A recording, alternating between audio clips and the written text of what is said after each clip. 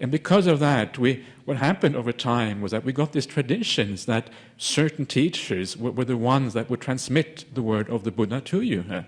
And that's why people started to go to teachers and to use these teachers in various traditions as their guidance for how to practice the Buddhist path. And they didn't have access to the suttas, to the word of the Buddha himself. And this is the problem, and this is actually quite an important and significant problem if you think about it.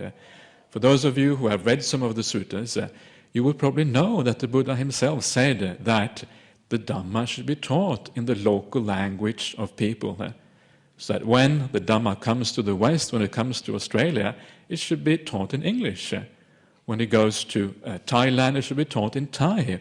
When it goes to China, in Chinese. When it goes to Norway, which happens to be my home country, it should be taught in Norwegian. When it goes to anywhere else, it should be taught in that language which is there, so that people can understand what the Buddha actually taught.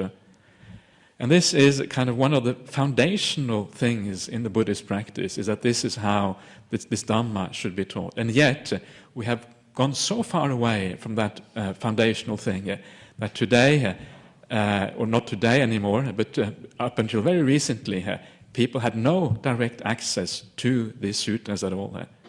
And I understand even today, if you go to places like Sri Lanka, for example, and you try to read the suttas in Sinhalese, which is the language spoken in Sri Lanka, it's actually quite difficult, because the language is like a very lofty and elevated Sinhalese language.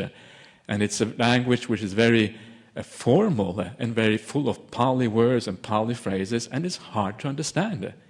If you go to Thailand, it's the same problem. In Thailand as well, the language used to actually translate the suttas into Thai is again a very formal one, and it's very difficult for ordinary people to understand and grasp that language.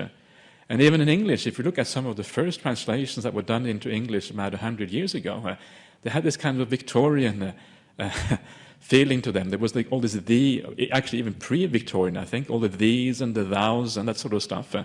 And when you read it, you felt like you were sort of transported into an alternative reality. It wasn't really English. It was some kind of, Shakespearean thing sometime.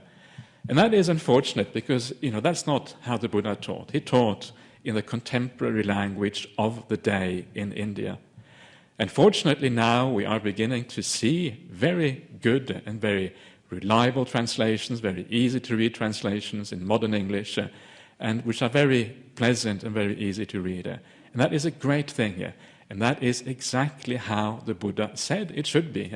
And for that reason we should take the opportunity, now that these suttas are available, we should take the opportunity for ourselves to try to access those suttas and see what it was that he taught, get a very clear understanding of what these things were all about.